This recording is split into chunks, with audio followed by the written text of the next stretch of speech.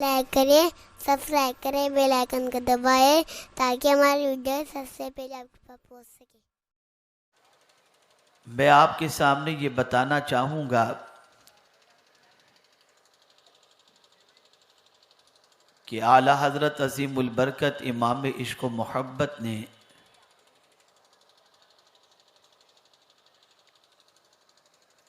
جو اپنی مختصر سی عمر کے اندر علم کی خیرات بانٹی،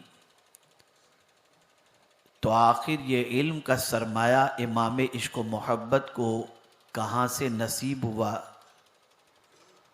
وہ کن چیزوں میں گم ہو گئے تھے جس کی وجہ سے علم کے دروازے ان پر کھلنے لگے؟ اور اگر ہم امام احمد رضا محدث بریلوی علیہ الرحمہ کی سیرت کا مطالعہ کرتے ہیں تو واللہ سیرت نگاروں نے یہاں تک لکھا کہ بہت سارے علوم ایسے ہیں جن میں امام احمد رضا کے کوئی استاد نظر ہی نہیں آتے۔ میرے پیارے آقا صلی اللہ تعالی علیہ وسلم کے پیارے دیوانوں، امام عشق و محبت نے ہر چیز کو قرآن سے سیکھنے کی کوشش کی، چاہے وہ شعر و شاعری کا معاملہ ہو،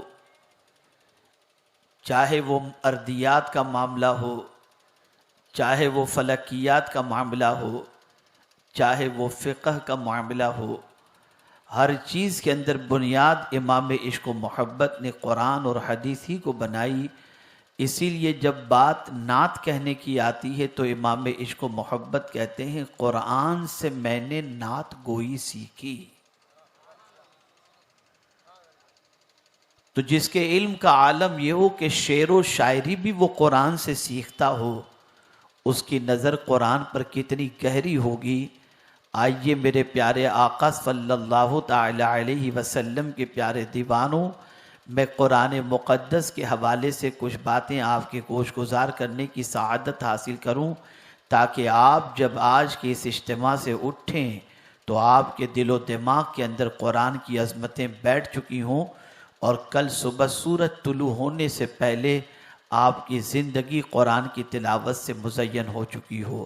میرے پیارے آقا صلی اللہ تعالی علیہ وسلم کے پیارے دیوانوں، آپ کو یہ بات اچھی طرح ذہن میں محفوظ رکھنی ہوگی کہ آج دنیا بھر کا مسلمان یہ محسوس کر رہا ہے کہ کہیں بھی کسی بھی علاقے کے اندر مسلمان بس رہا ہو، اضطراب کی کیفیت سے دوچار ہے، بے قراری اس کے دروازے پر دستک دے رہی ہے، پریشانیوں کے بادل اس کے سر پر منڈلا رہے ہیں، مصیبتوں کے عمیق غار کے اندر وہ ڈوبتا چلا جا رہا ہے، اور دنیا کے مختلف شعبوں کے رہنما مختلف طریقے سے امت کو ذلت سے نکالنے کے منصوبے پیش کر رہے ہیں۔ کوئی کہتا ہے کہ آج اس امت کو اگر تباہی سے نکلنا ہے تو علم کے دروازے پہ دستک دینا ہوگا، کوئی یہ کہتا ہے اخلاق سنوارنے ہوں گے، کوئی کہتا ہے کہ غربت دور کرنی ہوگی، کوئی کہتا ہے حقوق انسانی کی پاسداری کرنی ہوگی، کوئی کہتا ہے عالی شان محل میں رہنے کے لیے جد و جہد کرنی ہوگی، کوئی کہتا ہے بینک بیلنس بڑھانا ہوگا۔ اللہ اکبر، جیسے لوگ ویسی باتیں، لیکن ان میں سے کوئی بات ایسی نہیں ہے جس کا کسی حد تک انکار کیا جائے۔ یقیناً دور حاضر میں مسلمانوں کی پستی کے حوالے سے اگر ہم غور کریں تو یہ بات اپنی جگہ مسلم ہے کہ علم سے دوری نے اس قوم کو تباہ کر دیا، اخلاق سے دوری نے اس قوم کو تباہ کر دیا، معاشی بدحالی نے اس قوم کا وقار مجروح کر دیا، لیونگ اسٹینڈرڈ کے خراب ہونے پر اس قوم کا وقار مجروح ہوا، گفتگو کے انداز کے بگڑ جانے کی وجہ سے یہ قوم دنیا میں عزت حاصل نہ کر سکی۔ لیکن اگر ان ساری چیزوں کو ایک طرف رکھ کر کے اگر ہم ڈاکٹر اقبال سے پوچھیں کہ ذرا تم ہی بتا دو کہ اسلاف کامیاب تھے تو کیوں تھے اور آج ہم خوار ہیں تو کیوں ہیں، تو ڈاکٹر اقبال کہتے ہوئے نظر آئیں گے وہ زمانے میں معزز تھے، مسلمان ہو کر آج ہم خوار ہوئے تاریخ قرآن ہو کر۔ یاد رکھو اسلاف اگر اپنی زندگی میں کامیاب اور معزز ہوئے ہیں تو ان کی زندگی قرآن سے مزین تھی. وہ اپنی زندگی کا کوئی لمحہ ایسا نہیں ہوتا جسے قرآن و حدیث کے خلاف گزارتے ہوں. وہ قرآن کو ایک عملی کتاب مانتے تھے. قرآن پر عمل کرنا اپنی زندگی کے لیے سب سے اہم سمجھتے تھے. وہ زمانے میں اس لیے معزز تھے کہ ان کے پاس قرآن پر عمل کرنے کا جذبہ موجود تھا. میرے پیارے آقا صلی اللہ تعالی علیہ وسلم کے پیارے دیوانوں، آج کے دور میں انسان نے اپنی سوچ یہ بنا لی ہے کہ معزز بننا ہے تو عالی شان محلوں میں رہو، بینک بیلنس بڑھاؤ، لمبی کاروں کو اختیار کرو، اقتدار کی کرسی پر بیٹھ جاؤ، عالی شان مکانات کے ساتھ قیمتی لباس زیب تن کرو، تب تمہیں عزت ملے گی. لیکن جب میں تاریخ اٹھا کر کے دیکھتا ہوں اور معزز حضرات کی زندگی کا مطالعہ کرتا ہوں تو میری عقل دنگ رہ جاتی ہے کہ آج بھی ہندوستان کی سرزمین پر اگر کوئی اجمیر مقدس چلا جائے اور جانے کے بعد کسی خادم ہی سے پوچھ لے کہ ذرا بتاؤ میرے غریب نواز کا گھر کہاں ہے، تو آج بھی کوئی خادم غریب نواز کا مکان نہیں بتا سکتا. اللہ اکبر.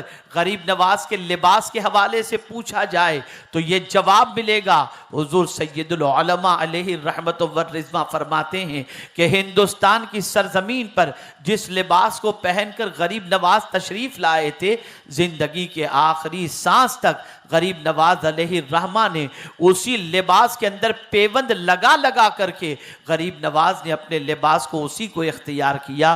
میں حیران ہوں، یا اللہ، صدیاں گزر چکی، غریب نواز کی محبت میں کمی نہیں آ رہی، صدیاں گزر چکی، غریب نواز کی عزت میں کمی نہیں آ رہی، صدیاں گزر چکی، غریب نواز علیہ الرحمت والرضوان کی الفت کا چراغ ایسے ہی لوگوں کے دل کے اندر روشن ہوتا جا رہا ہے.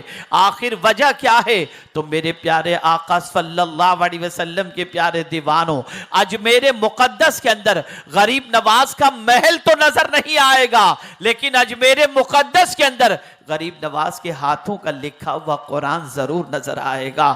میرے پیارے آقا صلی اللہ علیہ وسلم کے پیارے دیوانوں، سیدنا شیخ عبد القادر جیلانی غوث سمدانی کی زندگی کا جائزہ لو تو آپ کو پتہ چلے گا کہ غوث پاک رضی اللہ تعالیٰ عنہ ایسی زندگی گزارے تھے جس میں فاقے اور چلوں کی ایک لائن نظر آتی ہے، اور کئی ایام تک غوث پاک رضی اللہ تعالیٰ عنہ فاقے میں زندگی گزار رہے تھے، پانی پی کر اور ابلا ہوا پانی پی کر زندگی گزار رہے تھے. لیکن اس کے باوجود سیدنا غوث پاک کی عزت کل بھی تھی، آج بھی ہے اور قیامت تک باقی رہے گی. سوال یہ پیدا ہوتا ہے، انہیں اللہ نے یہ عزت کیوں عطا فرمائی تھی، یہ مقام کیوں عطا فرمایا تھا، یہ مرتبہ کیوں عطا فرمایا تھا؟ تو اللہ اکبر. غریب نواز علیہ الرحمت والرضوان اپنے مگن ہونے کی بات کر رہے ہیں، اپنے ملنگ ہونے کی بات کر رہے ہیں، اپنے گم ہونے کی بات کر رہے ہیں.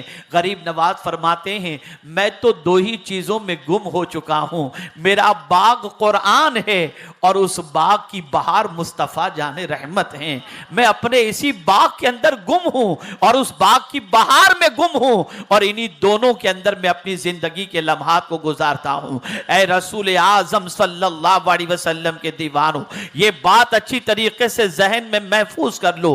اللہ کی کتاب انسان کو عزت دینے کے لیے آئی، اللہ کی کتاب انسان کو مرتبہ دینے کے لیے آئی، اللہ کی کتاب گرے ہووں کو اٹھانے کے لیے آئی. آئیے میں قرآن مقدس کے 4 اوصاف آج آپ کے سامنے پیش کروں جسے پروردگار نے اپنی کتاب کے اندر بیان فرمایا ہے، تاکہ آپ محسوس کر سکیں یہ اللہ کی کتاب کتنی عظمت والی ہے. قرآن مقدس میں رب قدیر نے فرمایا یا ایھا الناس، اے لوگو، قد جاءتکم موعظۃ من ربکم، بے شک تمہارے رب کے پاس سے تمہارے پاس نصیحت آ گئی. قرآن کو نصیحت کی کتاب کے طور پر اللہ نے پیش فرمایا اور فرمایا تمہارے پاس نصیحت آ گئی. یہ قرآن نصیحت کی کتاب ہے، یہ قرآن واعظ کی کتاب ہے، یہ کتاب انسان کو سنوارنے والی کتاب ہے، یہ کتاب انسان کو راستہ دکھانے والی کتاب ہے،